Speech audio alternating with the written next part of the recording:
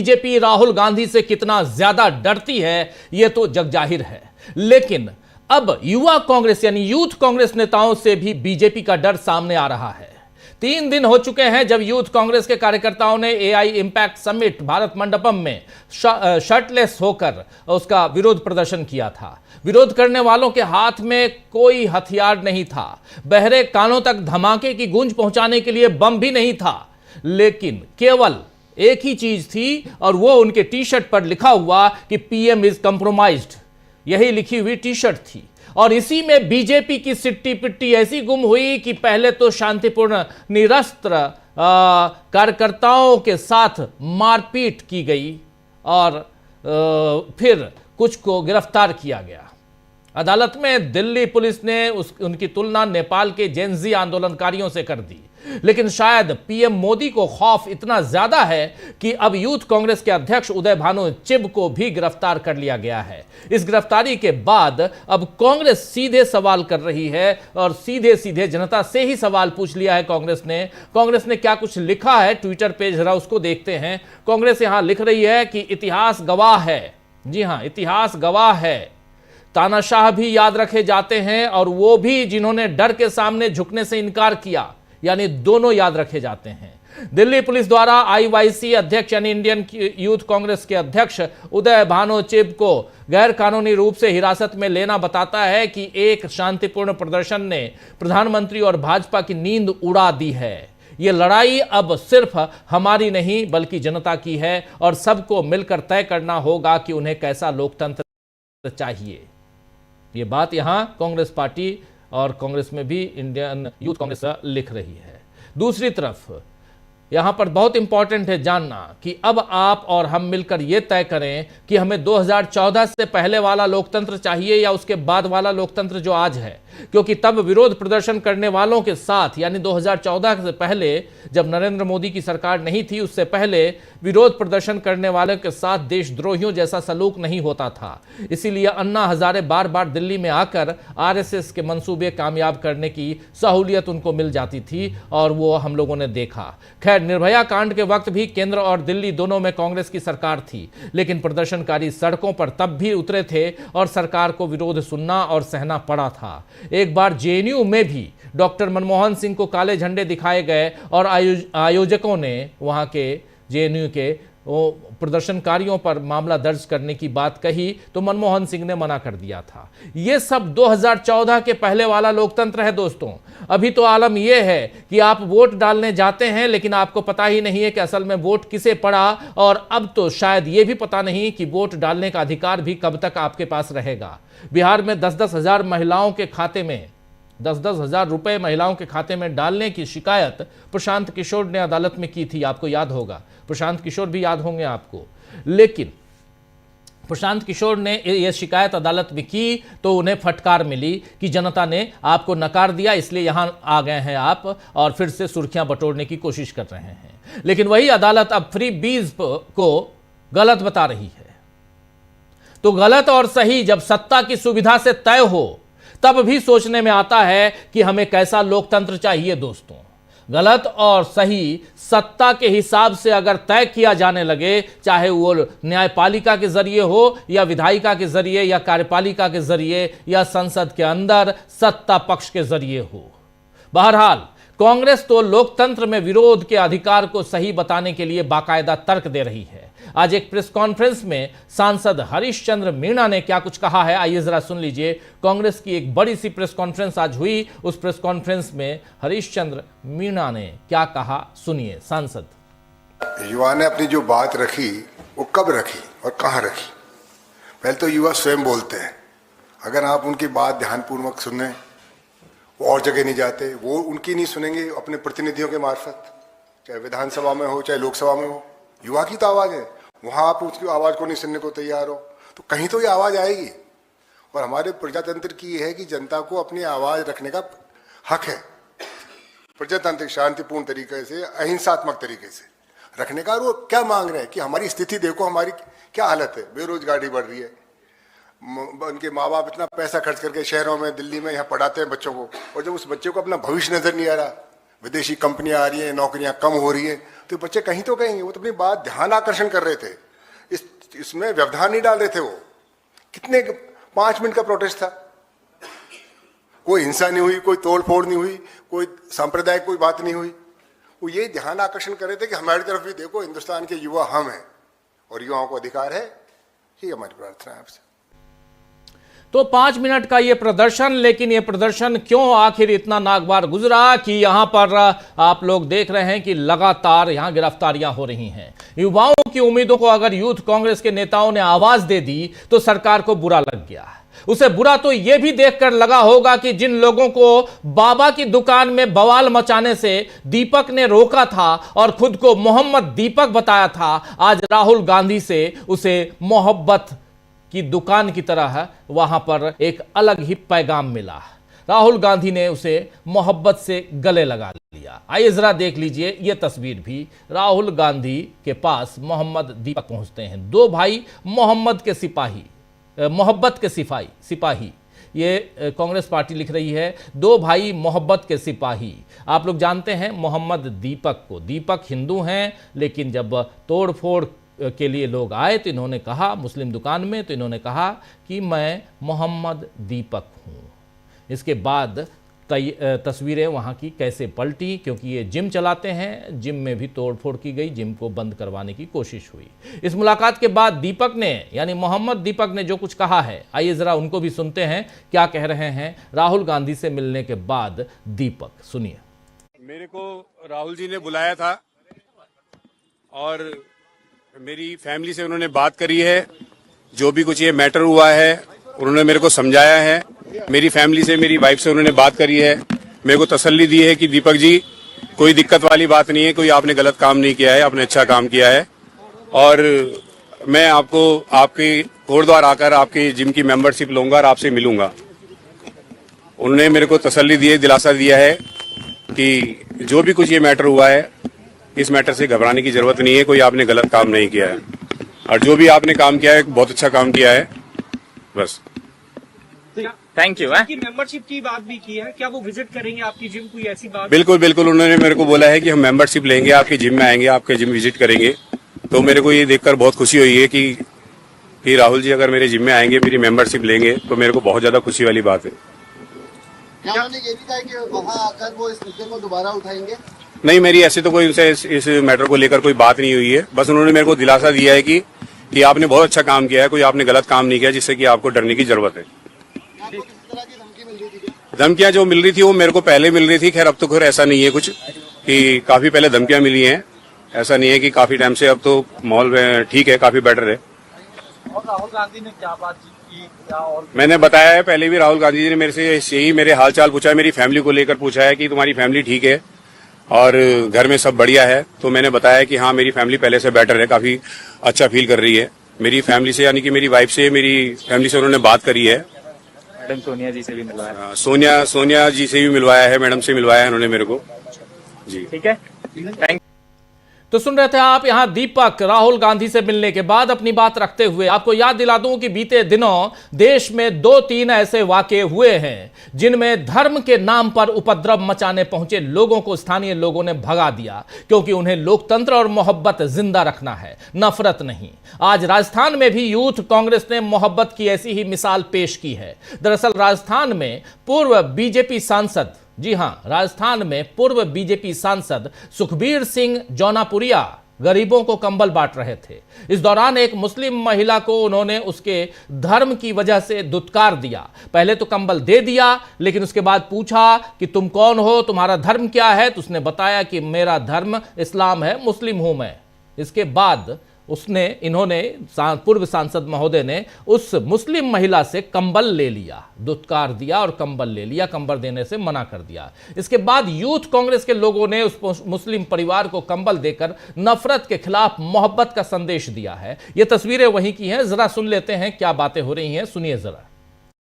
अपनी ऊंची मानसिकता के द्वारा जिस तरीके से एक धर्म विशेष को देखकर जो अपमान किया, ये किसी व्यक्ति विशेष या किसी धर्म विशेष का अपमान नहीं है, ये पूरे हमारे टोंक जिले के हर उस व्यक्ति का अपमान है जो अपने अंदर स्वाभिमान रखता है, जिनके अंदर स्वाभिमान जिंदा है। हम सब यहाँ पर ऐसे भाईचारे के साथ और ऐसी मिसाल कायम करके पिछले कई पीढ़ियों से रहते आए। उसमें कोई बाहर का व्यक्ति आकर छटनी करके कंबल नहीं देना, आपके सारे कंबल ले जाओ, हमको एक कंबल नहीं चाहिए, कंबल हम खुद रख सकते हैं और कंबल लाने के हकदार हम खुद भी हैं। लेकिन बात स्वाभिमान की थी, आपने कंबल देकर वापस लेकर जो अपमान किया, उस अपमान को हम भूल नहीं सकते। इसी के लिए ये कंबल लाकर देना कोई एक उस अपमान का बदला नहीं है। हम इन लोगों के साथ अपने स्वाभिमान की वजह से खड़े। आज इनके साथ अपमान हुआ, कल किसी और जाति विशेष के साथ अपमान होगा, वो अपमान हम सहन नहीं करेंगे। आपकी जो ओछी मानसिकता है उसको आप अपने गुड़गांव तक सीमित रखो। ये टोंक सवाई माधोपुर आपका कोई राजनीतिक खेल खेलने का मंच नहीं है। हम आपको आगाह करते हैं सुखबीर सिंह जौनपुरिया जी, इस तरह की ओछी मानसिकता से हम भाई भाई की तरह रहते हैं, हम परिवार की तरह रहते हैं यहाँ पे टोंक सवाई माधोपुर में, और आप लड़ाकर वोट बांटने का काम कर रहे हो, ये कतई हम बर्दाश्त नहीं करेंगे। और ये कंबल बांटना कोई आपको दिखाना नहीं था कि हम कंबल बांट सकते हैं, बल्कि हमारा इन लोगों के साथ हमारा स्वाभिमान जिंदा है। उस स्वाभिमान के साथ हम इन लोगों के साथ खड़े, और जब तक ये यहाँ पे रहेंगे हम पूरे भाईचारा के साथ उस चीज को आगे बढ़ाकर पूरी हमारे जो एक तो सुन रहे थे आप, यहां पर कंबल बांटने अगर पहुंचे सांसद महोदय सुखबीर सिंह जौनपुरिया साहब, लेकिन हुआ ये कि इन्होंने यहां गड़बड़ कर दिया। गड़बड़ ये कि एक अल्पसंख्यक समुदाय की महिला से आपने कंबल छीन लिया उनके हाथ में देने के बाद। तो कहानी यहां पर किस ढंग से बदलती है वो आप समझ सकते हैं, क्योंकि नफरत के बाजार में लगातार यहां पर इसी ढंग के लोग खड़े हैं।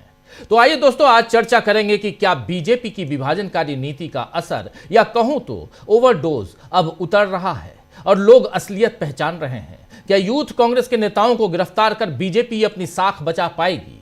क्या मोदी की घबराहट ने पुलिस को यूथ कांग्रेस के नेताओं के खिलाफ कार्रवाई करने के लिए मजबूर कर दिया है?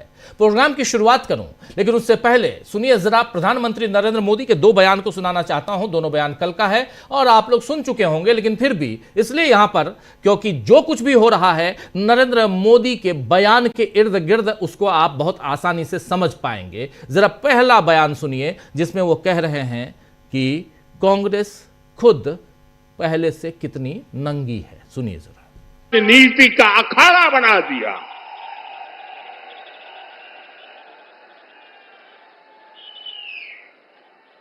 समारोह स्थल पर विदेशी अतिथियों के सामने कांग्रेस के नेता कपड़े उतारकर पहुंच गए।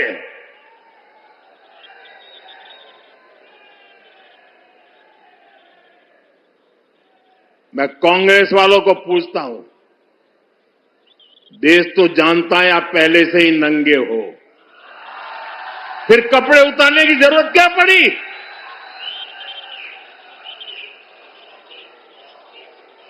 कांग्रेस के नेताओं ने वहां जो कुछ किया वो दिखाता है कि देश की सबसे पुरानी पार्टी वैचारिक रूप से कितनी दिवालिया हो गई है, कितनी दरिद्र हो गई है। साथियों, कोई कल्पना नहीं कर सकता। हम तो वो लोग हैं जो गांव में किसी के यहां शादी ब्याह होता है तो पूरा गांव उसे सफल बनाने में जी जान से जुट जाता है, ताकि मेहमान गांव की एक अच्छी छवि लेकर जाएं। कांग्रेस तो अपने ही देश को बदनाम करने में जुटी है। तो सुन रहे थे आप, यहां पर सीधा सीधा हमला करते हुए कांग्रेस पे मौका नहीं छोड़ते हैं प्रधानमंत्री नरेंद्र मोदी। लेकिन यह मौका क्यों आया, इस पर हम लोग कई बार चर्चा कर चुके हैं। मगर क्या यह गलत था? क्या यूथ कांग्रेस का प्रोटेस्ट शर्टलेस होकर, टी शर्ट उतारकर और उस टी शर्ट पर लिखा हुआ मोदी इज कंप्रोमाइज्ड, और उस जगह पे यह गलत था। अगर यह गलत था तो यह तस्वीर एक दिखाना चाहता हूं जिसमें बीजेपी के कद्दावर नेता भी शामिल हैं, और उस तस्वीर में आप बीजेपी के नेताओं को भी उसी ढंग से, उससे भी भयंकर ढंग से आप देखेंगे, क्योंकि यूथ कांग्रेस के 10-12, ये देखिए इसमें सबसे बीच में कौन है, पहचान रहे हैं आप? अगर आप हरियाणा से हैं तो जरूर पहचान रहे होंगे, अनिल विज साहब हैं। ये सारे बीजेपी के नेता हैं। क्या कर रहे हैं ये लोग, ये क्या कर रहे हैं? चलिए हटा देते हैं, ज़्यादा नहीं दिखाएंगे, इसको हटा दो। लेकिन यहाँ महत्वपूर्ण है, ये बीजेपी का झंडा है, बहुत महत्वपूर्ण है जानना। ऐसी बहुत सारी तस्वीरें बीजेपी के नेताओं की आपके सामने हम रख सकते हैं, रखना नहीं चाहते हैं, क्योंकि इस कार्यक्रम को हम एडल्ट कार्यक्रम नहीं बनाना चाहते। अगर यूथ कांग्रेस के नेता, जो नीचे बनियान पहने हुए कुछ नेता उसमें नजर आ रहे हैं और टी शर्ट उतार के और बहुत सभ्य रूप से, और ऐसा पूरी दुनिया में होता है, कई बार हम लोग पिछले 3-4 दिनों से इस पे चर्चा कर रहे हैं पूरी दुनिया में। देखिए, एक ये तस्वीर देखिए, एक वो तस्वीर आपने देखी, वरिष्ठ नेताओं की तस्वीर, अनिल विज साहब भी थे उसमें। तो ऐसे लोगों की तस्वीरों से आप साफ समझ में आता है कि यहां पर इसको भुनाने की कोशिश, भुनाने नहीं, दमन करने, दबाने की कोशिश, एक प्रोटेस्ट को दबाने की कोशिश में यहां नरेंद्र मोदी किस तरह खुद ही दबे जा रहे हैं, उसका नमूना आपके सामने पेश करूंगा इस पूरे 1.5 घंटे के कार्यक्रम में। कैसे दब रहे हैं नरेंद्र मोदी, कैसे अपने ही बोझ, और बोझ क्या है, पुलिस का अत्याचार। आज उदय भानु चिब जो यूथ कांग्रेस के अध्यक्ष हैं, उनको बुलाया गया, समन भेजा गया पहले कि आपसे पूछताछ करनी है, और उसके बाद उनको गिरफ्तार कर लिया गया। 5 लोगों को आज गिरफ्तार किया गया। इनके अलावा कल 4 लोगों को गिरफ्तार कर, ऑलरेडी परसों गिरफ्तार कर आप ऑलरेडी उनको हिरासत में ले चुके हैं, और उनको 5 दिन की रिमांड पर ले चुके हैं। कोर्ट भी रिमांड पे उसे दे चुका है। लेकिन सवाल ये उठता है कि फिर आपका जो संवैधानिक अधिकार है, मौलिक अधिकार है, क्या उसका हनन नहीं हो रहा है? ये सब कोर्ट में टिक नहीं पाएगा, लेकिन बहुत इंपॉर्टेंट है इन पर चर्चा करना। आइए चर्चा की शुरुआत करते हैं। उससे पहले अगर चाहें तो एक छोटी सी बाइट और दिखाना चाहता हूं, नरेंद्र मोदी की बाइट, और कैसे मौके को भुनाने की कोशिश करते हैं। तमाम क्षेत्रीय दलों का नाम ले रहे हैं, और यहां पर विलेन सिर्फ और सिर्फ एक ही पार्टी है, और वो है कांग्रेस पार्टी। नरेंद्र मोदी की जुबानी सुनिए। और देखिए दिल्ली में जो हुआ, क्या उसमें कोई टीएमसी के लोगों ने पाप किया है? नहीं किया है। डीएमके के लोगों ने पाप किया है? नहीं किया है। बसपा के लोगों ने पाप किया है? नहीं किया है। फारूक अब्दुल्ला जी की पार्टी ने पाप किया है? नहीं किया है। सिर्फ और सिर्फ सरफरे नेता, कांग्रेस के बेलगाम नेता देश को तबाह करने पर तुले हुए हैं।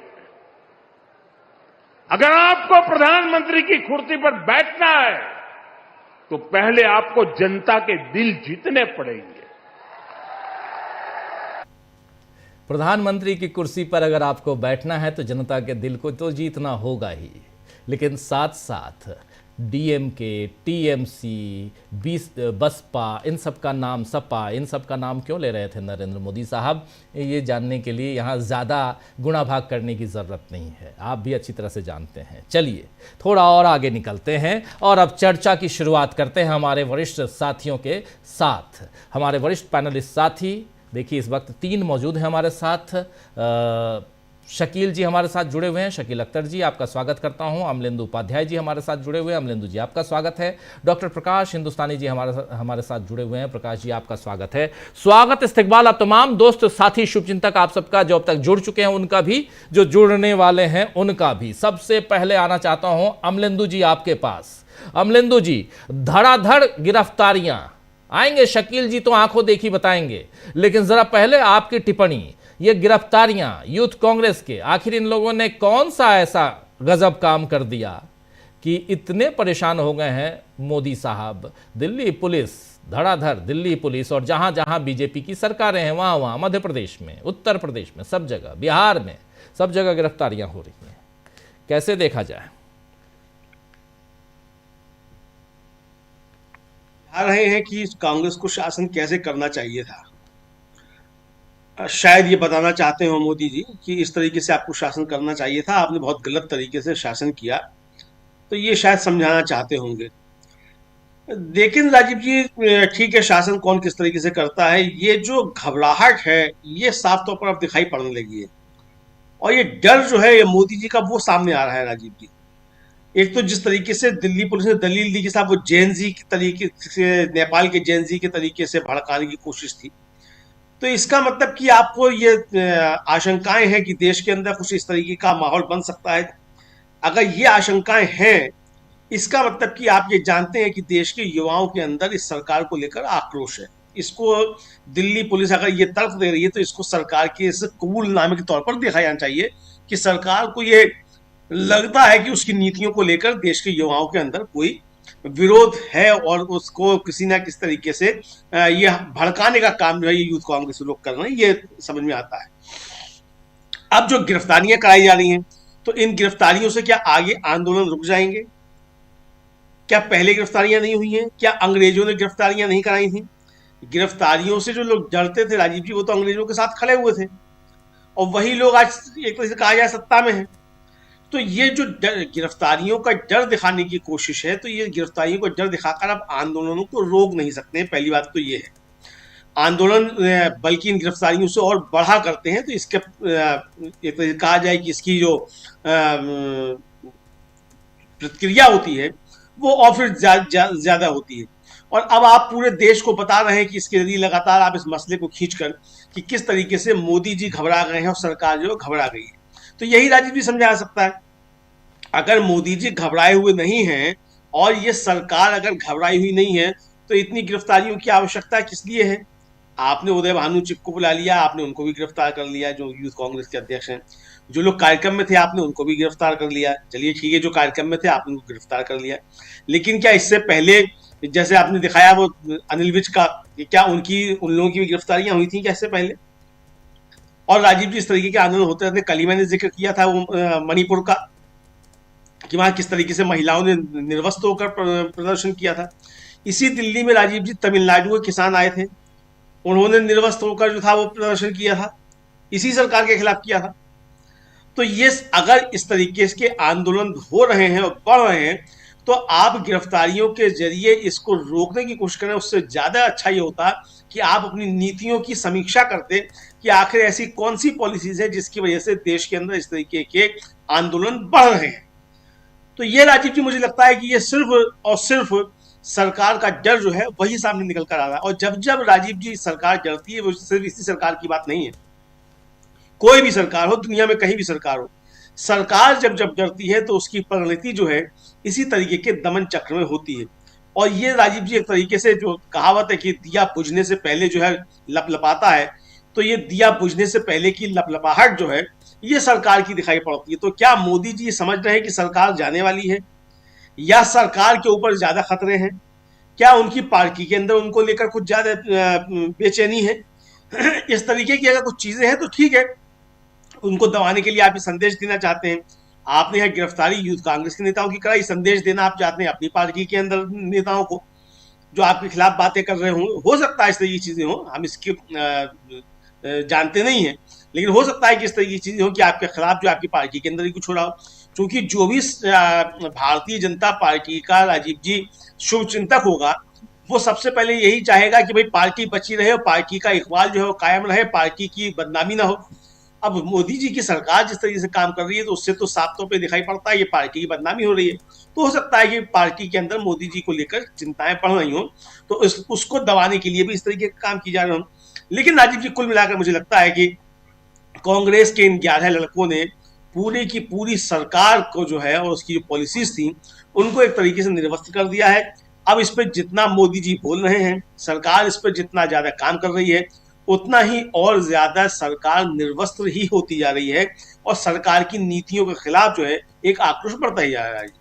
जी बिल्कुल बिल्कुल, शकील जी के पास आना चाहता हूं जल्दी से। शकील जी, क्या कुछ चल रहा है कांग्रेस के अंदर? ये जो कुछ जितनी गिरफ्तारियां हो रही हैं, क्या कांग्रेस कुछ और प्लान में है? जरा ये बताइए। एक बहुत शानदार मौका यहां कांग्रेस के हाथ में भी है। ऐसा नहीं है कि नरेंद्र मोदी की दमनकारी नीतियां जो हैं ये उजागर हो रही हैं, और इसको उजागर करने में कांग्रेस शायद ये मौका छोड़ना न चाहे। तो जरा वो क्या तैयारियां, ये बताइए। दूसरी तरफ, इससे सियासी तौर पर किसको फायदा किसको नुकसान, ये भी बताइए। राजीव जी, कांग्रेस ने आज एक बड़ी प्रेस कॉन्फ्रेंस करी। कई सांसद जो हैं वो एक साथ आए और उन्होंने अपने युवा कांग्रेस के नेताओं और कार्यकर्ताओं का पूरा समर्थन किया। उन्होंने कहा कि हम इसको संसद में पूरी ताकत के साथ उठाएंगे। और जो उन्होंने सबसे खास बात कही वो ये कही कि जो प्रधानमंत्री इतना रिएक्ट कर रहे हैं वो क्यों कर रहे हैं। उन्होंने कहा सिर्फ एक वाक्य के ऊपर, प्रधानमंत्री इज कंप्रोमाइज्ड, वो कंप्रोमाइज्ड हैं। और यह बात जब लड़कों ने कह दी तो वो उन्हें बर्दाश्त नहीं हो रही है। तो आज कांग्रेस बिल्कुल साफ साफ सामने आई है, हर तरह की उसने मदद के लिए कहा है। उसने कहा है कि अगर जो लड़के गिरफ्तार हुए हैं उनके पेरेंट को परेशान कराया जाता रहा, उनके परिवार वालों को परेशान किया जा रहा है, उन्हें बुलाया जा रहा है, उनसे पूछताछ की जा रही है, उन पर दबाव डाले जा रहे हैं, तो हम पूरे देश में आंदोलन करेंगे, संसद से सड़क तक ये आंदोलन होगा। कांग्रेस जो है डरने वाली नहीं है। और उन्होंने इन सब आरोपों को गलत बताया जो प्रधानमंत्री कह रहे हैं या गोदी मीडिया कह रहा है या भक्त कह रहे हैं। तो उन्होंने कहा कि ये सब बातें बेकार की बातें हैं। मूल मुद्दा जो लड़कों ने उठाया है वो उसका जवाब प्रधानमंत्री दे कि वो कंप्रोमाइज्ड है या नहीं है। अमेरिका के साथ जो डील करी है वो भारत की शर्तों पे की है या नहीं की है। राजीव जी, प्रधानमंत्री जी आज जो कह रहे थे उनका निशाना सिर्फ और सिर्फ कांग्रेस क्यों है? सभा पे नहीं, बीएसपी, फारूक अब्दुल्ला, डीएमके सबका नाम ले दिया, टीएमसी जिससे भी लड़ रहे हैं, टीएमसी जी। उन्हें अगर डर है, उन्हें अगर खतरा है तो वो कांग्रेस से ही है, राहुल से ही है। यही बात है सारी की सारी। और कांग्रेस इस बात को पूरी ताकत के साथ उठा रही है। वो कहीं पे भी इसको लेके बैकफुट पे नहीं आई है। सब जगह ऐसे प्रदर्शन होते रहे हैं और हम किसी और का उदाहरण नहीं देंगे। हम तो खुद प्रधानमंत्री मोदी का उदाहरण देंगे, नरेंद्र मोदी का उदाहरण देंगे। मुंबई में जब 26/11 के हमले हुए, सुरक्षा बल हमारे, सरकार हमारी आतंकवादियों से लड़ रही थी वास्तविक रूप से आमने सामने, तब मोदी जी प्रेस कॉन्फ्रेंस करके आरोप लगा रहे थे, देश और सुरक्षा बल का ध्यान भटका रहे थे। ये क्या था? अभी तो कहते हैं कि अंतर्राष्ट्रीय मामला, वो तो 3-3 मामले थे। अंतर्राष्ट्रीय मामला भी था और देश की सुरक्षा का भी था और इसके साथ इस बात का भी था कि सारे देश का ध्यान भटक जाए जिसका फायदा आतंकवादियों को मिल जाए। तो प्रधानमंत्री जी को अपनी कोई बात याद नहीं रहती। वो कुछ शब्द ऐसे होते हैं, कुछ वाक्य ऐसे होते हैं जो हम लोग इस्तेमाल नहीं करते, मगर इनकी समझ में वही आते हैं और चलन में वही हैं। अमर सिंह की याद आ जाती है हमें। अमर सिंह कहते थे इन लोगों के लिए कि हम करें तो लंगोट ढीला, आप करो तो रासलीला। वही हाल है। ये बात कर रहे हैं। सबसे पहले उज्जैन के विक्रम विश्वविद्यालय में एक शिक्षक सब्बरवाल की विद्यार्थी परिषद के लोगों ने पीट पीट कर हत्या कर दी थी। इनकी पूरी सरकार उसके साथ खड़ी हो गई थी, बीजेपी की थी। सबके सब जो है अदालत से बरी हो गए थे। यूथ कांग्रेस ने तो खाली प्रदर्शन किया है और उनके ऊपर गंभीर धाराओं के ऊपर केस दर्ज किया। उनके परिवार वालों को बुलाया जा रहा है, वहां सबके सब बाइज्जत बरी हो गए थे। नड्डा जी कहते हैं, मोदी जी कहते हैं कि मैं बताऊंगा कांग्रेस को कि विपक्ष की भूमिका कैसे करना चाहिए। क्या बताएंगे वो? प्रधानमंत्री, हम प्रधानमंत्री के ही उदाहरण दे रहे, इससे नीचे का नहीं दे रहे। प्रधानमंत्री मोदी जी ने कहा था, जब प्रधानमंत्री यही बैठे, नरेंद्र मोदी ने कहा था, जब हमारे प्रधानमंत्री मनमोहन सिंह अमेरिका में वहां के अंतर्राष्ट्रीय लोगों को यह बता रहे थे कि पाकिस्तान किस तरह से आतंकवाद को बढ़ावा दे रहा है, तो ये भारत में कह रहे थे कि हमारे प्रधानमंत्री देहाती औरतों की तरह बात करते हैं। नरेंद्र मोदी जी चुगली करते हैं जो उस विद्वान आदमी मनमोहन सिंह के लिए कह रहे थे। और किसका हवाला देके? नवाज शरीफ का हवाला देके, जो हमारे आतंकवादी पहुंचा रहा था। उसका हवाला देके कह रहे थे। तो अब अमर सिंह की याद ना आए तो किसकी याद आएगी? अंतर्राष्ट्रीय, राष्ट्रीय सुरक्षा, भारत की प्रतिष्ठा सब दांव पे लगा देते हैं। और भारत का जो हमारा विपक्ष का नेता है वो किस तरह से इनका सम्मान करता है, इसका भी एक उदाहरण दे दें हम, फिर बात खत्म करते हैं अपनी। उन्होंने जब ये कहा था, डील की बात करी थी, तो राहुल गांधी ने क्या कहा था? राहुल गांधी ने प्रधानमंत्री पद का पूरा सम्मान करते हुए, वहां मोदी जी प्रधानमंत्री पद का अपमान कर रहे हैं, देहाती औरत के चुगलीखोर के। और राहुल कहते हैं कि भारत का कोई प्रधानमंत्री सामान्य स्थितियों में ऐसा नहीं कर सकता। पद की गरिमा का पूरा ख्याल, लेकिन अगर व्यक्तिगत रूप से उसका कोई मुद्दा हो तो वो ऐसी डील कर सकता है। तो इससे बड़ी बात क्या होगी? और तो आज कांग्रेस पूरी तरह साथ में आ गई है। उसने कहा है कि हम आंदोलन करेंगे, लड़ेंगे, संसद में इस सवाल को उठाएंगे और किसी भी तरह से हम जो है इस मुद्दे को छोड़ने वाले नहीं हैं, क्योंकि जो असली मुद्दा है वो बेरोजगारी का मुद्दा है। असली मुद्दा है जो इन छात्रों ने उठाया, देश की इज्जत को, देश की प्रतिष्ठा को बेचने का मुद्दा है। और आप नंगा होने की बात करते हैं, ये कांग्रेस के सांसदों ने कहा। नंगा तो आपने देश के युवाओं को कर दिया। उनका यह वाक्य था कि नंगा तो आपने देश के युवाओं को कर दिया। इसलिए आप जो कह रहे हो वो आप खुद को बचाने के लिए कह रहे हो। और आप खुद को क्यों बचा रहे हो? इसलिए कि लड़कों ने एक नारा लगा दिया, लड़कों ने अपनी टी शर्ट पे ये लिख दिया कि प्रधानमंत्री इज कंप्रोमाइज्ड। ये तीर निशाने पे लग गया। आंदोलन हमेशा होते रहे हैं और ये जो बात कर रहे हैं, विपक्ष में तो सबसे ज्यादा ये रहे, सबसे ज्यादा आंदोलन इन लोगों ने किए। उस वक्त कभी ऐसी धाराएं लगती थी? हमें खुद याद है, सब लोगों को याद है। आजकल लोग बोलते नहीं हैं, डर बहुत ज्यादा है लोगों को। लड़कों को आंदोलन के बाद उनकी पीठ थपथपाते थे, कहा जाता था जाओ जाओ, चलो नेता बनोगे तुम, चलो भाग जाओ। गंभीर धाराओं में गिरफ्तार किया जाता था, दिन भर प्रदर्शन होते थे, हर जगह प्रदर्शन होते थे। लेकिन ये इनका पाखंड है, ये इनकी हिपोक्रेसी है। दो पैमाने अलग अलग रखते हैं। आज बात कर रहे हैं ये तमाम विपक्षी दलों की, सहयोगी दलों की। तो यहां एक बात हम कहना जरूर चाहेंगे, इतनी जल्दी क्या थी इन लोगों को इस प्रदर्शन की आलोचना करने की? कैमरा, कई नेताओं को हमने देखा कि कैमरा सामने देखा उन्होंने और कैमरे के अनुकूल बोलने लगते हैं। आप कैमरे के अनुकूल बोलने के लिए विपक्ष के नेता हैं कि जनता के अनुकूल बोलने के लिए विपक्ष के नेता हैं? जी। राहुल गांधी एक नेता है देश में ऐसे जो कैमरों के लिए नहीं बोलते हैं। वो बोलना भी नहीं चाहिए किसी को कैमरे के लिए। लोगों को बोलना चाहिए प्रो पीपल, जनता के लिए बोलना चाहिए जी। लेकिन ये मीडिया खुश हो जाए, मीडिया खुश होकर आपको क्या देगा? दरअसल मीडिया खुश नहीं होता है, खुश उसके पीछे बैठी हुई, उसको संचालित कर रही हुई बीजेपी होती है। आप मीडिया को कितना खुश करोगे?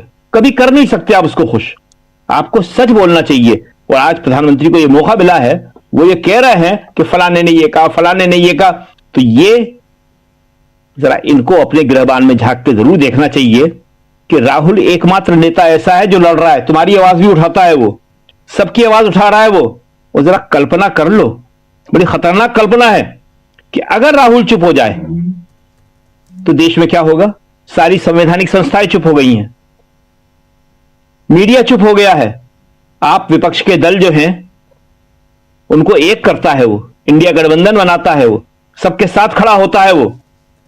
और आज उसकी पार्टी का सवाल है, उसका व्यक्तिगत सवाल नहीं है। आज वो दीपक से मिल रहा है।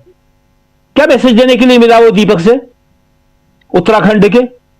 कि सब इंसान एक हैं, कोई किसी को दबा नहीं सकता। तो इसलिए जो है प्रधानमंत्री मोदी जो कह रहे हैं उसको मीडिया उठाएगा भी, लेकिन कांग्रेस इससे डर नहीं रही है।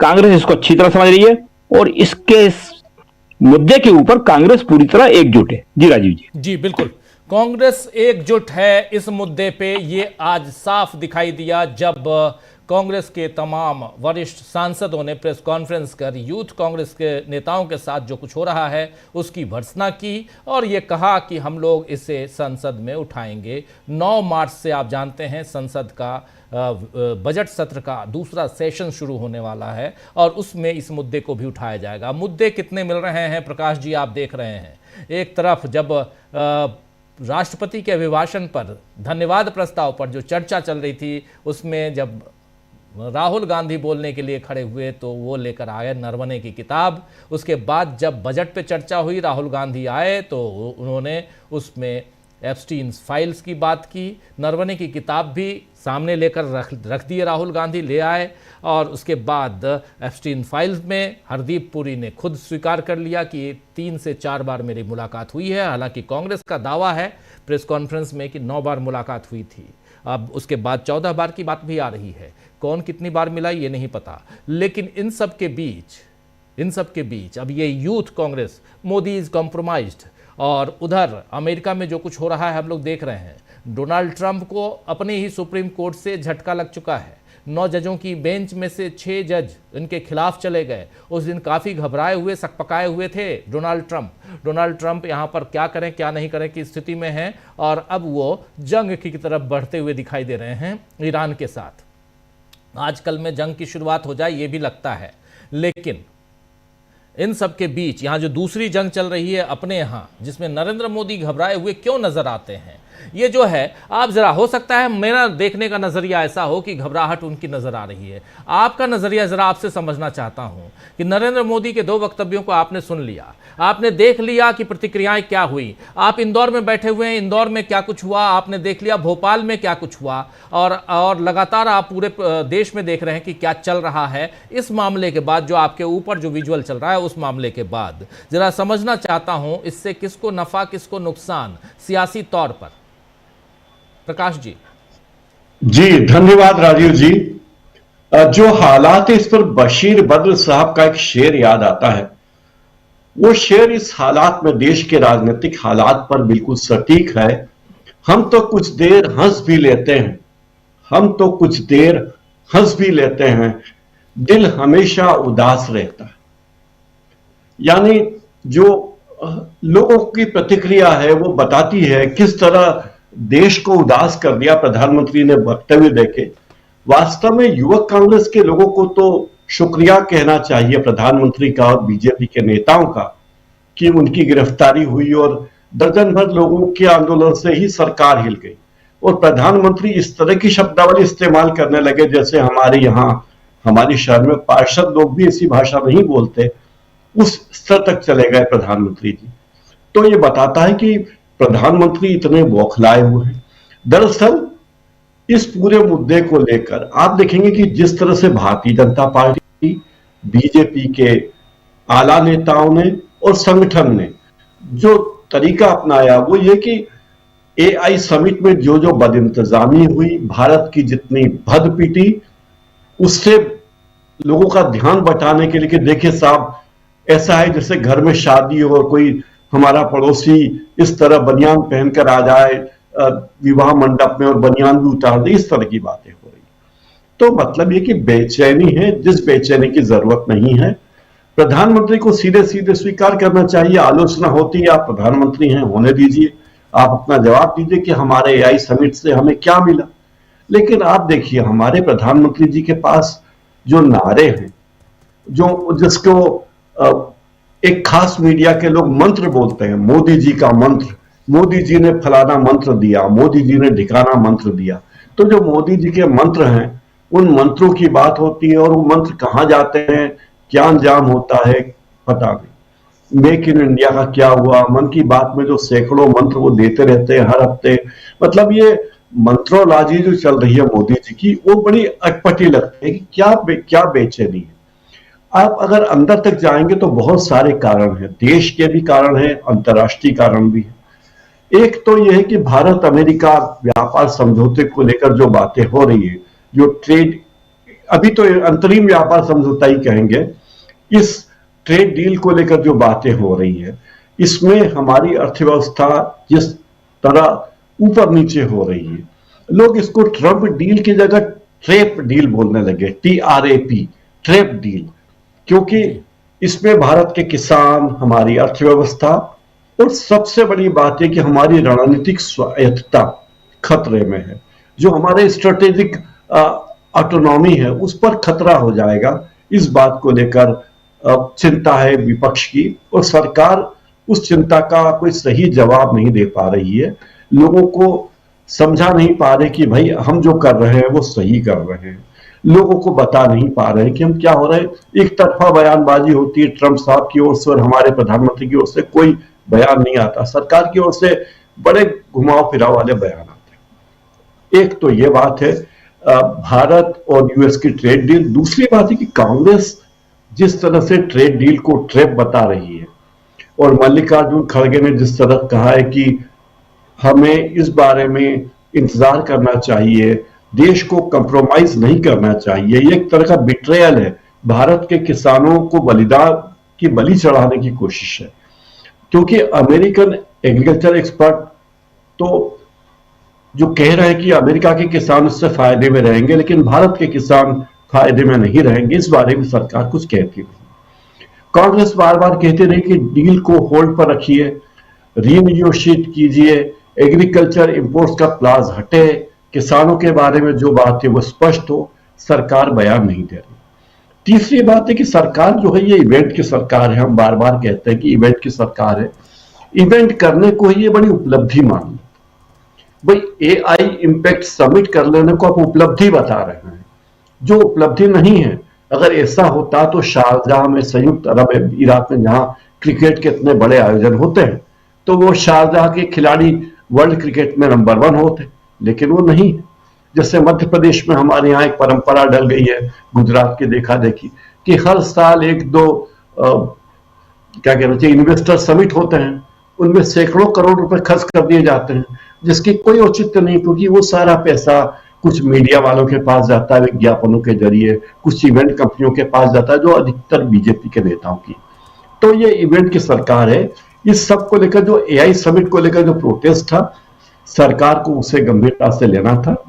इवेंट के बारे में ध्यान देते, कार्रवाई करते, फर्जी लोगों पर रोकते, चीनी माल के बारे में कहते रहते हैं प्रधानमंत्री, और जो कहते हैं वो अलग बात है। एक और चीज है, अभी हरियाणा में राज्यसभा की 2 सीटों के चुनाव होने वाले, और वहां कांग्रेस के विधायक एकजुट नजर आते हैं और बीजेपी उलझन में है, क्योंकि बीजेपी के उसमें क्रॉस वोटिंग हो सकती है। ये बीजेपी को लेकर बड़ी चिंता है हरियाणा की। दिल्ली की नाक के नीचे हरियाणा है, वहां राज्यसभा चुनाव में हार जाएंगे तो क्या होगा। फिर एप्स्टीन फाइल और बिल गेट्स के बारे में जो बयान आए हैं वो भी बीजेपी के लिए बेचैनी पैदा करते हैं। लेकिन आम आदमी को लगता है कि जिस तरह की भाषा प्रधानमंत्री इस्तेमाल कर रहे हैं वो उनकी गरिमा के अनुकूल नहीं थी। और मोहम्मद दीपक से जो मुलाकात नेता प्रतिपक्ष ने की, मुझे लगता है कि यह काम तो प्रधानमंत्री को करना चाहिए था। प्रधानमंत्री को उसे बुलाना था कि भाई क्या दिक्कत तुम्हें है, बताइए, हम हमारे देश में किसी के साथ भेदभाव नहीं हो। एक और किस्सा भी कि किसी को कंबल बांटा, गरीब को कंबल छीन लिया। ये सारी बातें एक उस मानसिकता को दर्शाती कि लोग आपराधिक कृत्य कर रहे हैं। अगर उन नेताजी ने किसी को कंबल दिया और जाति पूछकर कंबल लिया तो मुझे लगता है कि एक आपराधिक कृत्य है ये, क्योंकि आप देश में विभाजन की बात कर रहे हैं। अभी उज्जैन में हमने देखा कि वहां जैन परिवार की मिठाई की दुकानें वहां बिल्कुल रमजान के महीने में रोजा खोलने के लिए लोग मिठाइयां ले रहे हैं। कहीं मैंने देखा कि श्री राम मिठाई भंडार पे कई लोग टोपी लगाए रोजा खोलने के लिए सामान खरीद रहे हैं। तो देश में जो भाईचारा उसे बनाए रखना सरकार की जिम्मेदारी है। सरकार उस जिम्मेदारी से चूक रही है और बेजा हरकतें करने वालों पर रोक नहीं लगा रही है। प्रधानमंत्री के बयान संतुलित नहीं है। राजू जी, बिल्कुल बिल्कुल आप सही कह रहे हैं, प्रधानमंत्री के बयान संतुलित नहीं है। इस बीच प्रधानमंत्री के बयान पर राहुल गांधी का बयान भी आ गया है। राहुल गांधी ने अभी थोड़ी देर पहले ट्वीट किया है, उन्होंने बयान अपना वक्तव्य जारी किया है और उसमें साफ साफ वो कह रहे हैं राहुल गांधी कि मोदी जी आप शर्म की बात करते हो। शर्म की बात मैं आपको बताता हूं। ये ट्वीट किया उन्होंने, राहुल गांधी ने। इसके साथ साथ उन्होंने वीडियो भी जारी किया है। कह रहे हैं एप्स्टीन फाइल्स में आपके मंत्री और आपके मित्र का साथ में नाम आना, ऐसे घिनौने अपराधी के साथ आपका नाम जुड़ा होना, ये शर्म की बात है। आपने अमेरिका के साथ जो ट्रेड डील की है, जिसमें आपने देश को बेच दिया, ये शर्म की बात है। आइए जरा सुन लेते हैं राहुल गांधी जो कह रहे हैं। हमारे साथी प्रशांत टंडन जी भी जुड़ गए हैं। प्रशांत जी, आपका स्वागत करता हूं इस कार्यक्रम में। और राहुल गांधी को सुनते हैं। सीधे सीधे हमलावर शर्म किसको आनी चाहिए ये बता रहे हैं, और शर्म की बात कौन करता है और शर्म क्या है ये मैं आपको बताता हूं। राहुल गांधी कह रहे हैं, सुनिए। बीजेपी के कार्यकर्ताओं, आरएसएस के कार्यकर्ताओं, आप अपने प्रधानमंत्री के आंखों में देखो, आपको डर दिखेगा। पार्लियामेंट में नहीं आ पाए और कारण नारावाने नहीं थे, कारण एप्स्टीन था, कारण अदानी पर केस था। नरेंद्र मोदी जी, अहिंसा और लोकतांत्रिक विरोध देश की बुनियाद है। गांधी जी और भगत सिंह ने यह रास्ता दिखाया है। इससे आप इतना क्यों डरते हो? आप शर्म की बात करते हो। शर्म की बात मैं आपको बताता हूँ। आपने अमेरिका के साथ जो किया है, ये शर्म की बात। देश को आपने बेचा है। पहली शर्म की बात, जो यूएस के साथ आपने ट्रेड डील की है, जिसमें हिंदुस्तान को कुछ नहीं मिला और हमारा पूरा देश आपने अमेरिका को बेच दिया है। हमारे देश का डेटा दे दिया, किसानों को खत्म कर दिया, टेक्सटाइल इंडस्ट्री बर्बाद कर दी। ये शर्म की बात। दूसरी शर्म की बात, एप्स्टीन जो पीडोफाइल है, उसकी फाइलों में, उसकी ईमेल में आपका नाम, आपके मंत्रियों का नाम और आपके दोस्तों का नाम, तीनों का एक साथ आ रहा है। ये है दूसरी शर्म की बात। और तीसरी शर्म की बात, अदानी पे जो केस चल रहा है, पूरा देश जानता है कि वो अदानी पर नहीं, बीजेपी और आपके फाइनेंशियल आर्किटेक्चर पर केस है। और पूरा देश जानता है, पूरी रात आप सो नहीं पाते हो जब आप सोचते हो कि अदानी केस का क्या होगा। मोदी जी, जो आप अपने मित्रों के लिए, अनिल अंबानी, अदानी, और अपने लिए उचित समझते हो, वो आप करो। हम देश की रक्षा करते हैं, हम किसानों की रक्षा करते हैं, हम मजदूरों की रक्षा करते हैं, स्मॉल एंड मीडियम इंडस्ट्री की रक्षा करते हैं और देश की डेटा की रक्षा करते हैं। हम संविधान के लिए लड़ रहे हैं। कांग्रेस पार्टी के बब्बर शेरों, कार्यकर्ताओं, आपको डरना नहीं है, एक कदम पीछे हटना नहीं है। धन्यवाद। कांग्रेस के बब्बर शेरों को इन्होंने कह दिया डरना नहीं है और एक कदम पीछे नहीं हटना है। प्रशांत टंडन जी, आपके पास आना चाहता हूं। राहुल गांधी का इससे पहले इतना ओजपूर्ण वक्तव्य, बयान, 1.5 मिनट का, 1 मिनट 50 सेकंड का यह वीडियो है, आपने सुना था क्या? राहुल गांधी ने बहुत भाषण दिए, बहुत कुछ कहा, बहुत ओजस्वी होकर उन्होंने, बहुत ज्यादा वहां कई बार उग्र होकर भी उन्होंने अपने बयान दिए, लेकिन यहां संतुलित, लेकिन यहां ओज है इनके बयान में, वो साफ दिखाई दे रहा है। और कह रहे हैं कि आपको, कांग्रेस के बब्बर शेरों, आपको डरना नहीं है, 1 इंच भी पीछे हटना नहीं है। क्या माना जाए? और तमाम मसलों को, और साफ साफ कह रहे हैं कि मामला एप्स्टीन फाइल्स का है, मामला ट्रेड डील का है, मामला नरवणे की किताब का है। प्रशांत जी। राजीव जी, कुछ और भी है, और जो देश की राजनीति में एक नयापन दिखाई दे रहा है पिछले 2-3 दिन में, वो ये है कि इस बार नरेंद्र मोदी जो रिएक्ट कर रहे हैं, जो प्रतिक्रिया दे रहे हैं, जो उकसाने की कोशिश कर रहे हैं कि इंडिया गठबंधन के लोग इधर उधर हो जाए, वो किस पे कर रहे हैं? कोई राहुल गांधी का बयान नहीं है, कोई स्टालिन का बयान नहीं है, किसी बड़े कांग्रेसी नेता का नहीं, कुछ नहीं कह दिया है। कांग्रेस का कार्यकर्ता चला गया जी टी शर्ट पहन के। तो अब मोदी जी कांग्रेस के कार्यकर्ता से लड़ रहे हैं, जिसकी बात राहुल गांधी कर रहे हैं। ये नयापन है पॉलिटिक्स में। दूसरी बात कि खुद मोदी जी ये कह रहे हैं, अगर उनके भाषणों का आप पॉलिटिकल एनालिसिस करेंगे, कि टी शर्ट का आइडिया तो जबरदस्त था। टी शर्ट तो राहुल गांधी भी पहनते हैं। कुछ ऐसी घटनाएं राजीव जी होती है जो देश की राजनीति को एक दिशा दे देती हैं।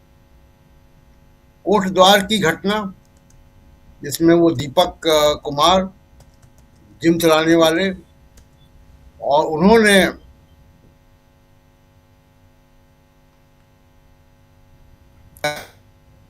और अब दूसरी बात जो सामने आ रही है वो ये कि लगता है मेरा वीडियो डाउन है क्या? नहीं नहीं, अभी ठीक है, अभी ठीक है। बीच में हुआ था डाउन, लेकिन अभी ठीक हाँ। है जी। तो जिस तरीके से कोटद्वार की घटना सामने आई है, कोटद्वार की घटना, और अब ये टी शर्ट जो युवा कांग्रेस के नेता चले गए एआई समिट में, इन दोनों घटनाओं ने राजनीति को एक नया मोड़ दे दिया। और अब मोदी जी बिल्कुल एकदम जो है वो जिसको कहें कि बहुत ही नाराजगी में और आपा खोलने की स्थिति में उस तरह उन्होंने पूरा भाषण दिया। और कितना बचकाना भाषण है कि कह रहे हैं कि जी वो कांग्रेस को अलग थलग कर दो। मीडिया को भी उन्होंने संबोधित किया है। ये विपक्षी पार्टी ने नहीं किया, कांग्रेस ने किया है जी। तो इसको क्या विपक्षी पार्टियां ये मान लेंगी कि बड़ा गड़बड़, मोदी जी ठीक कह रहे हैं। और संदेश वो दे रहे हैं 63% वो लोगों को, 64% लोगों को जिन्होंने बीजेपी को वोट नहीं दिया है, उनको कह रहे हैं कि हमसे लड़ने वाली जो पार्टी है वो कांग्रेस ही है केवल, बाकी और पार्टियां कोई लड़ रही हैं। तो ये कोई बहुत ही जल्दबाजी में, और देखिए नाराजगी और गुस्से में जब आप कोई चीज करते हैं तो गलतियां करते हैं। दूसरी बात, जो मोदी जी जिस ब्रीड के पॉलिटिशियन है, जिस स्कूल ऑफ थॉट के हैं वो, और जो उनका अब तक का जो क्रियाकलाप है, देखिए मोदी जी उस तरह के व्यक्ति हैं कि जिनको आप शर्मसार करके नहीं हटा सकते। वो इस मामले में नॉन बायोलॉजिकल है। कोई दूसरा प्रधानमंत्री होगा, उसके खिलाफ इतनी बातें होंगी, उसको उलझन में पड़ेगा, वो उसके मंत्रियों के नाम एब्स्टीन में आ जाएंगे, जिसका नाम आया उसी को बर्थडे विश भी कर रहे हैं। तो वो साबित करते हैं बार बार कि देखिए आप मुझे शर्मसार नहीं कर सकते, आपको कोई और तरीका अपनाना पड़ेगा। तो कांग्रेस ने जो तरीका अपनाया वो लगता है, हम लोग 2 दिन से इस बात को चर्चा कर रहे हैं कि कांग्रेस का तीर जो है वो निशाने पर लगा। अब दिल्ली पुलिस ने क्या किया है, बहुत बड़ी रिकवरी की है राजीव जी, आपने देखा होगा जी खबरों में। उन्होंने टी शर्ट बरामद की है युवा कांग्रेस के लड़कों से, कार्यकर्ताओं के यहाँ से उन्होंने टी शर्ट बरामद की है। कितना हास्यास्पद है ये सब चीजें कि आपने जो है वो इतना भारी भरकम आपने हथियार बरामद किए हैं, टी शर्ट। और इससे होगा ये कि जो थोड़े बहुत जो कंफ्यूज लोग हैं, मीडिया में भी कुछ लोग ऐसे हैं जिनको ये बुरा लगा था, उनको लगा था कि नहीं ये ठीक नहीं किया। हमारे भी कोई मित्र लोग इस तरीके की व्यू रखते थे। उन सब लोगों को अब क्या होगा कि जब आप गिरफ्तारियां करेंगे, हैरेसमेंट करेंगे, टी शर्ट की बरामदगी दिखाएंगे, तो मजाक भी उड़ेगा और वो जो लोग आपके साथ थे अब वो भी साथ छोड़ेंगे। दूसरी बात जो कल हम लोगों ने चर्चा की थी, उसी को थोड़ा मैं आगे बढ़ाऊंगा कि राजनीति में एक डिसरप्टिव आइडिया होता है, एक खलबली मचाने वाला आइडिया होता है। वो खलबली मचाने वाला आइडिया नए राजनीति को जन्म देता है। बीजेपी ने भी किया कई बार। सोशल इंजीनियरिंग बीजेपी का आइडिया था, और आज भी अगर जो बीजेपी की सरकारें हैं या मोदी जी भी हैं, तो वो गोविंदाचार्य के डिसरप्टिव आइडिया जो था सोशल इंजीनियरिंग का, उसकी वजह से, हिंदुत्व की वजह से नहीं है। बीजेपी हिंदुत्व पे चुनाव नहीं जीतती है, बीजेपी चुनाव जीतती रही है सोशल इंजीनियरिंग पे। अब तो खैर वो ज्ञानेश कुमार से चुनाव जीत रही है, लेकिन अब तक तो एक डिसरप्टिव आइडिया जो है वो लंबे समय तक काम करता है। वीपी सिंह ने डिसरप्टिव आइडिया दिया था। ये जो विरोध का नया तरीका कांग्रेस लेकर आई है, ये डिसरप्टिव आइडिया, इस पर मोदी जी ने मोहर लगा दी है। मोदी जी ने मेरठ से कल क्या संदेश दिया है? अगर कांग्रेस उस संदेश को समझ पाए मोदी जी का संदेश बड़ा साफ है कि आप पूरे युवा कांग्रेस को ये टी शर्ट पहनवा दें। मोदी जी का संदेश यही है कि मैं इससे परेशान हो रहा हूं, अब कांग्रेस पार्टी ये टी शर्ट छपवाए। यही तो कहना चाहते हैं वो। भाई अगर राजनीतिक प्रतिद्वंदी हैं और आपने ये दिखा दिया कि मैं इससे परेशान हूं और आप दूसरी विरोधी दल आपका परेशान करना चाहता है, तो आपने बता दिया ना कि ये टी शर्ट मुझे परेशान कर रही है जी। तो आप छपवाइए। तो एक बड़ा रोचक दौर है राजनीति का, राजीव जी। बिल्कुल आप सही कह रहे हैं, एक रोचक दौर है। जरा एक बार और दिखाना चाहता हूं मैं राहुल गांधी के इस बयान को, बहुत इंपॉर्टेंट है क्योंकि इतना अग्रेसिव नोट पर राहुल गांधी पहले 1.5 मिनट 1 मिनट 50 सेकेंड का जो उन्होंने अपना बयान दिया है, जो साथी बाद में जुड़े हैं उनके लिए बहुत ज़रूरी है ये जानना कि आखिर राहुल गांधी यहाँ से अपनी पार्टी के नेताओं को, कार्यकर्ताओं को, युवाओं को, यूथ कांग्रेस के नेताओं को, एनएसयूआई को, इनको क्या पैगाम देना चाहते हैं, ज़रा सुन लीजिए।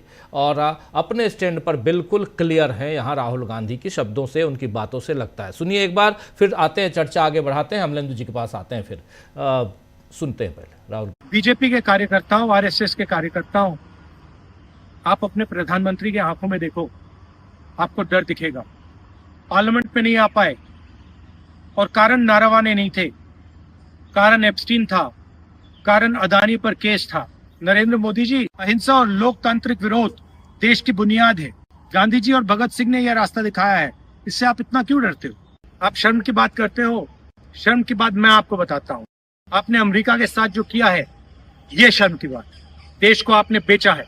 पहली शर्म की बात, जो यूएस के साथ आपने ट्रेड डील की है, जिसमें हिंदुस्तान को कुछ नहीं मिला और हमारा पूरा देश आपने अमेरिका को बेच दिया है। हमारे देश का डेटा दे दिया, किसानों को खत्म कर दिया, टेक्सटाइल इंडस्ट्री बर्बाद कर दी। ये शर्म की बात। दूसरी शर्म की बात, एप्स्टीन जो पीडोफाइल है, उसकी फाइलों में, उसकी ईमेल में आपका नाम, आपके मंत्रियों का नाम और आपके दोस्तों का नाम, तीनों का एक साथ आ रहा है। ये है दूसरी शर्म की बात। और तीसरी शर्म की बात, अदानी पे जो केस चल रहा है, पूरा देश जानता है कि वो अदानी पर नहीं, बीजेपी और आपके फाइनेंशियल आर्किटेक्चर पर केस है।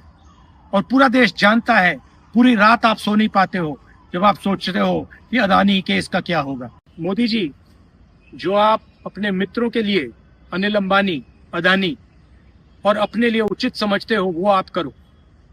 हम देश की रक्षा करते हैं, हम किसानों की रक्षा करते हैं, हम मजदूरों की रक्षा करते हैं, स्मॉल एंड मीडियम इंडस्ट्री की रक्षा करते हैं और देश की डेटा की रक्षा करते हैं। हम संविधान के लिए लड़ रहे हैं। कांग्रेस पार्टी के बब्बर शेरों, कार्यकर्ताओं, आपको डरना नहीं है, एक कदम पीछे हटना नहीं है। संविधान के लिए लड़ते हैं और कांग्रेस के कार्यकर्ताओं। और जी प्रशांत जी, जी राहुल गांधी जो राजीव जी कह रहे हैं, उस पर सिर्फ एक बात जोड़ना चाहता हूँ।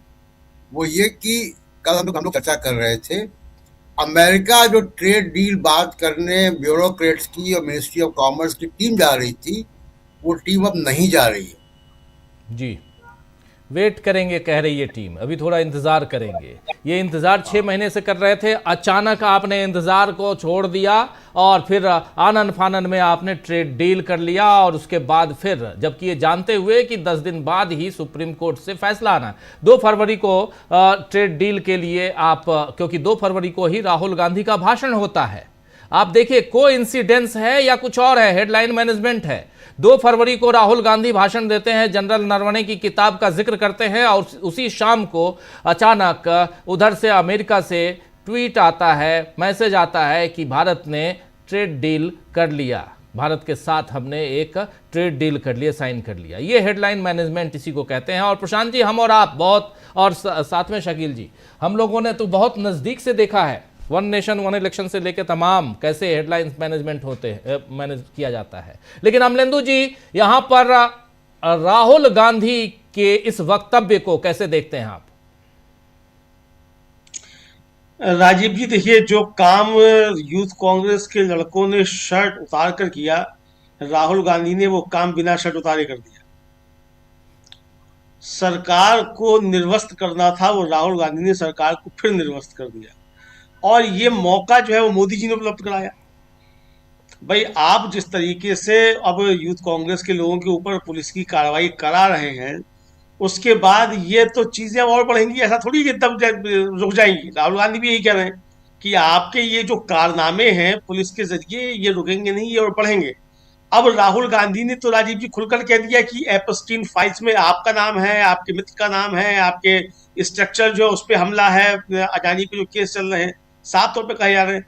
और जो बड़ी बात कही है राजीव जी, मुझे लगता है उसको अंडरलाइन किया जाना चाहिए कि मोदी जी आप रात को सो नहीं पा रहे हैं।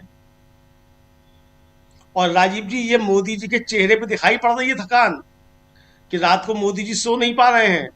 मोदी जी के श्रीमुख से जो विष्ठा निकली है वो राजीव जी इसी का प्रमाण है कि मोदी जी रात को सो नहीं पा रहे हैं और जुनून में जाने क्या क्या पक रहे हैं। तो ये साफ समझ में आ रहा है। तो राहुल गांधी का जो ये हमला अब जो किया है राहुल गांधी ने इसके बाद, तो मुझे लगता है राजीव जी इसका जवाब प्रधानमंत्री के पास नहीं है। और प्रधानमंत्री अगर इसका जवाब देने की कोशिश करेंगे तो और ज्यादा फंसते चले जाएंगे, चीजें और ज्यादा खुलकर सामने आती चली जाएंगी। आप राजीव जी, बेहतर तो ये था कि प्रधानमंत्री तुरंत हरदीप सिंह पुरी का इस्तीफा लेते और कहते कि भाई अब जब तक इस पे कोई जांच नहीं होगी और इसके परिणाम नहीं आएंगे तब तक हम इनको मंत्रिमंडल में नहीं लेंगे। राजीव जी आपको याद होगा कि हवाला केस के अब में आरोप लगा था आडवाणी जी के ऊपर। इन्हीं की पार्टी के नेता थे, लौह पुरुष थे, इन्हीं के गुरु थे, जिनको थता बताकर मोदी जी प्रधानमंत्री बने हैं।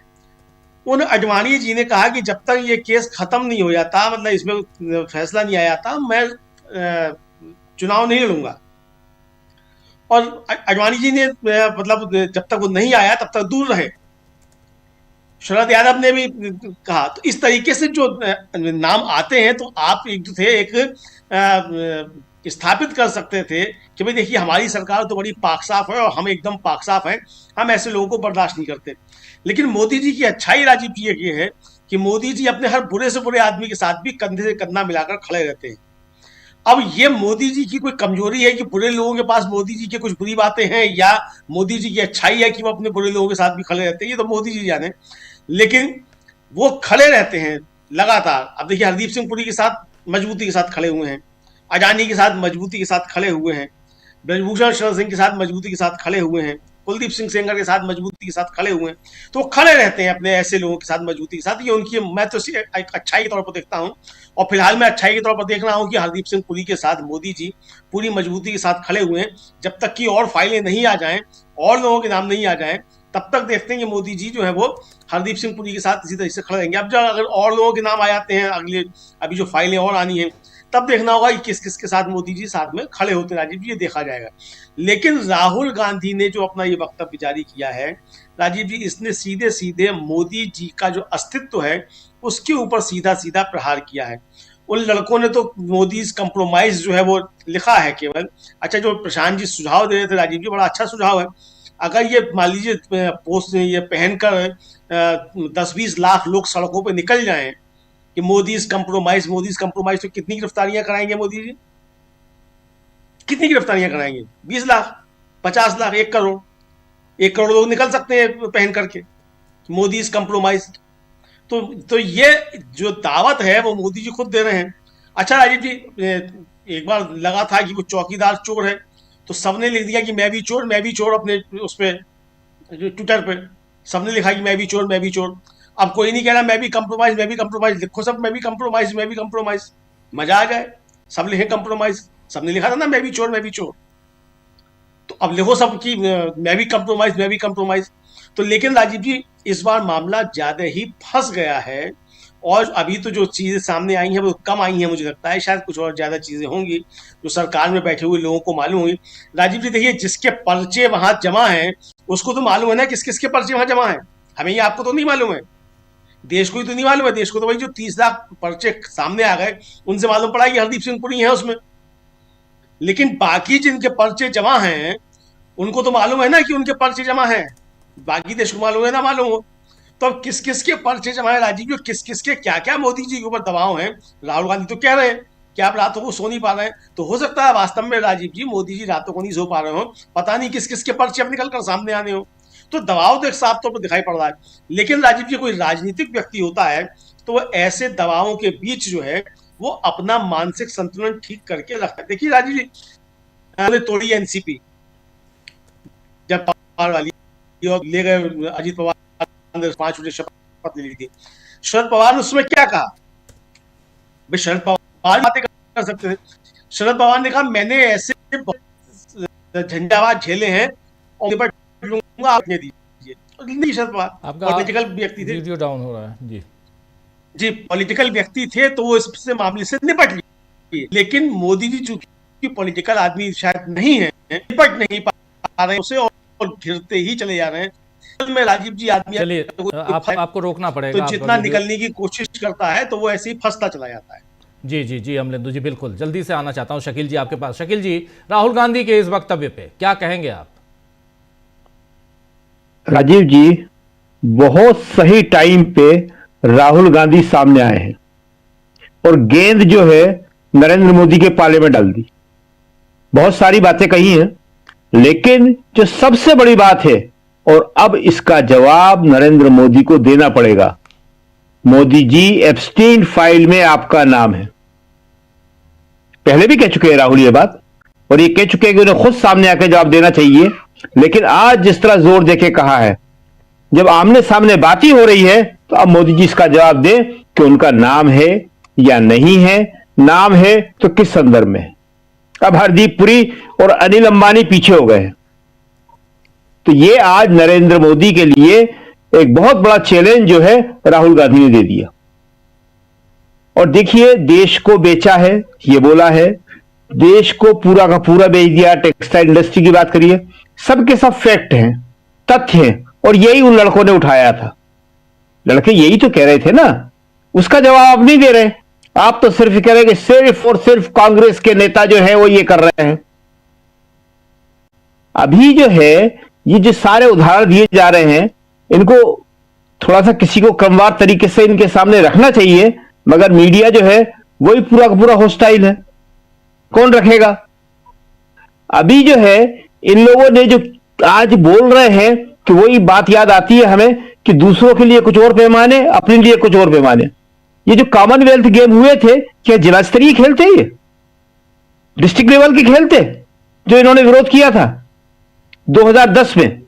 आज 2026 चल रहा है और जिसमें 12 साल आपकी सरकार के हो गए। क्या हुआ? सबको क्लीन चिट मिल गई है अदालत के जरिए, कलमाड़ी सहित, कि कोई घपला नहीं हुआ, कोई घोटाला नहीं हुआ।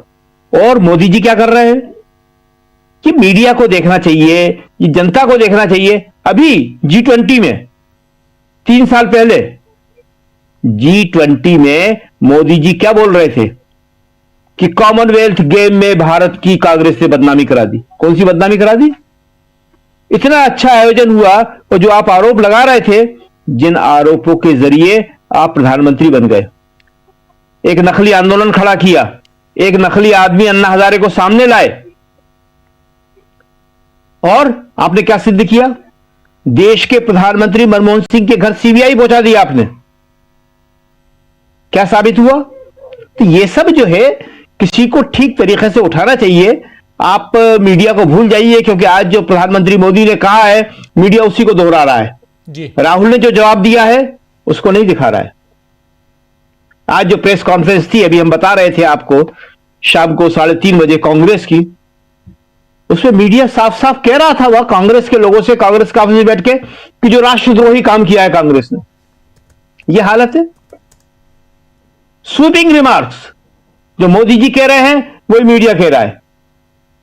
तो इन सब का जवाब अब कांग्रेस को ज्यादा आक्रामक तरीके से देना होगा। राहुल ने आज दिया है, बस सिर्फ राहुल के कहने से कुछ नहीं होता। ये जो हिपोक्रेसी है, इस हिपोक्रेसी का मुकाबला जो है कांग्रेस को पूरे दम से करना पड़ेगा।